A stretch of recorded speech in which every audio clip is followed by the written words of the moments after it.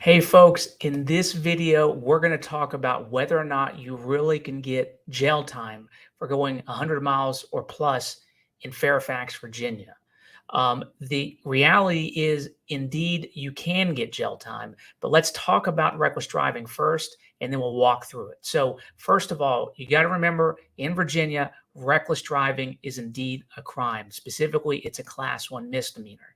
And when it comes to class one misdemeanors, Virginia Code 8.2-11 indicates that a misdemeanor for punishment, you can get not more than 12 months in jail and not more than a fine of $2,500, either or both. What that essentially means is for a reckless driving, the maximum penalties can indeed be up to a year in jail and up to a $2,500 fine. Now, before you get scared, though, I want to clarify for the typical reckless drivings, you're likely not going to get jail time.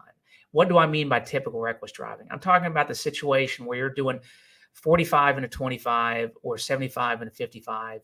You're really barely exceeding what it means to be a reckless driving.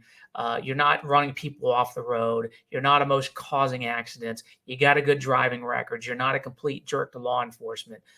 For those kinds of cases where it's really just a standard reckless driving, nothing aggravated about it, you're likely not going to get jail time. In fact, in many of those instances, if you got a good record, you may be able to even negotiate that reckless driving from a criminal charge down to a traffic infraction, where really it's about DMV points and insurance premiums. With that being said, if you're going 100 miles an hour here in Fairfax in Northern Virginia, especially if you're going over 100 miles an hour, you could certainly see jail time. That is certainly a possibility. And case in point, Jason Worth, if you're a sports fan at all, let me just take you to a recent article that was published in the Washington Post. So it's actually not recent now, but it is several years old. It's actually back in January 29th of 2015. So, wow, time flies, but it seems like just yesterday this case was coming up. But essentially, back about 7 years ago, Jason Worth, as you can see here in this Washington Post article, he ended up getting 5 days in jail for doing 105 in a 55 mile an hour zone. So when you're looking at, and here is the 105 mile an hour zone in 55 mile an hour zone. So when you're looking at situations like your own, at least back then, Jason Worth was a rock star. Honestly, I don't follow the Nationals well enough to know exactly how he's doing now, or if he's still here. But famous guy, done a lot for the community. But he certainly ended up getting jail time in his own case. So when you think about, could you possibly get jail time, and you're thinking about a celebrity here in Northern Virginia, and they're getting jail time, it's absolutely a possibility. Now, what are the factors to consider? Now, I want to be clear, just because it's possible that you may get jail time for exceeding 100 miles an hour in Fairfax, that doesn't mean that you're going to get jail time. It means that it's a possibility, and it's something that you need to realize may or may not happen. What factors are the courts going to consider? They're going to consider your actual speed. 120 versus 100 is different, right? 20 miles an hour over 100 is a lot more serious than 100 miles an hour or 105.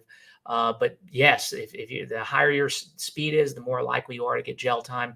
The particular jurisdiction that you're in, some jurisdictions are more apt to give jail time. The particular judge that you've got, some judges are willing to throw the book at you, where others may be more lenient. The particular prosecutor that you have, but also the driving behavior. Did you really cause, were there other cars on the road? Were you causing people to have to swerve out of the way? Did you almost cause an accident? Your own driving record. If you've got prior reckless drivings, that's not good. If you got prior speedings, that's not good. But if you got a clean record, that obviously would bode better for you. The cleaner your record, the better it is.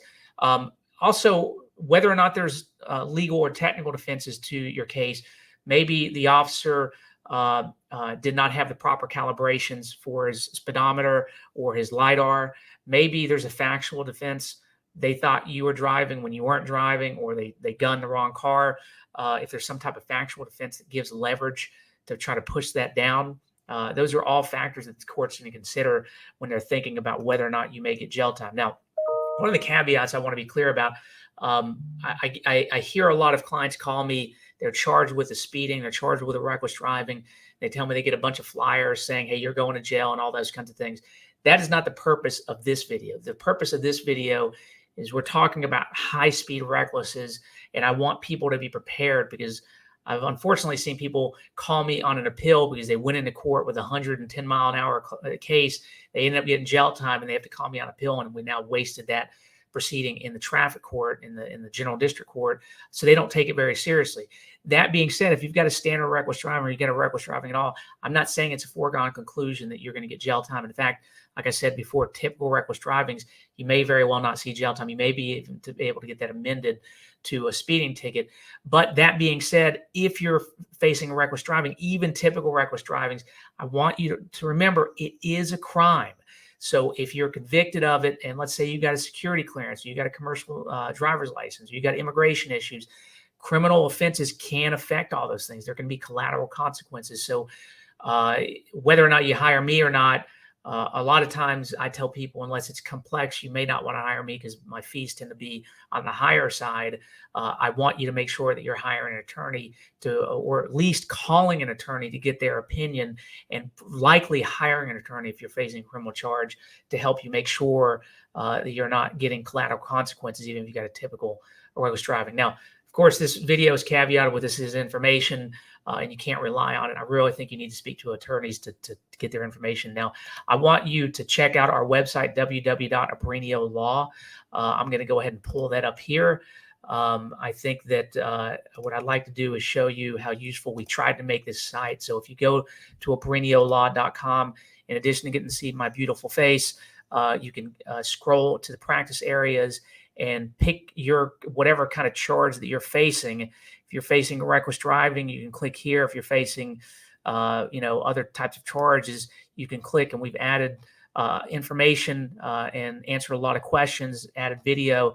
So hopefully you find that useful. So I would recommend checking out our website. Of course, you can learn about us and myself personally as well. But I think it's super useful. We've taken a lot of time to try to create a useful resource for people. So hopefully this helps. Again, don't mean to scare you, but speak to an attorney. It's totally worth your time and effort. Just be safe. And I wish you guys the best. Until next time, take care.